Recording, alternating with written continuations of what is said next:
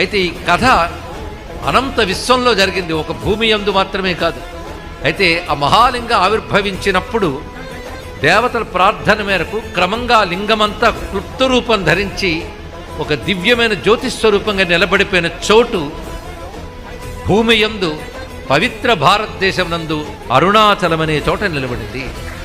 ఇది పరమేశ్వరుడు తనను తాను వ్యక్తపరుచుకున్న అద్భుతమైనటువంటి అగ్నిలింగ స్వరూపము. అగ్ని యొక్క వర్ణము అరుణం, అరుణకాంతులు. అది నిశ్చలంగా స్థిరంగా ఉంది గనక అచలం, అరుణం అచలం అరుణాచలం అనే పేరుతో ప్రసిద్ధి చెందింది. అక్కడ 3 రూపాలతో స్వామి నెలకొని ఉన్నాడు. ఒకటి లింగ రూపం, రెండవది పర్వత రూపం, మూడవది గురుస్వరూపం.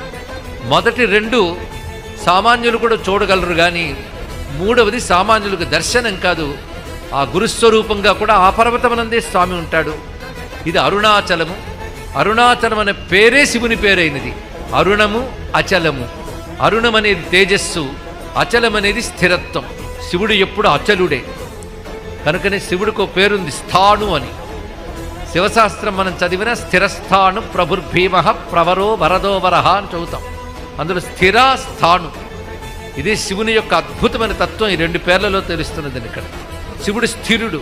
స్థిరుడు అంటే ఒక చోట కదలకుండా ఉండేవాడు స్థిరుడు. స్థాణువు అన్న ఇంచుమించు అదే.